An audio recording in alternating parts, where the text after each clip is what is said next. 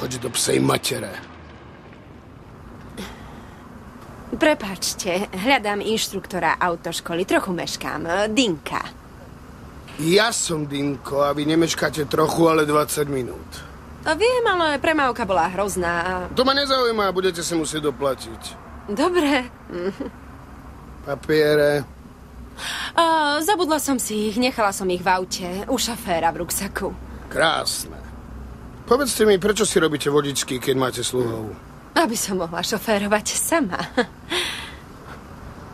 Nastúpte dovnútra. A kam? Nevidím iné auto v tomto poligóne. Do tohto? Máte snad nejaké námietky? Nie. To si myslím. Doriti aj s tým.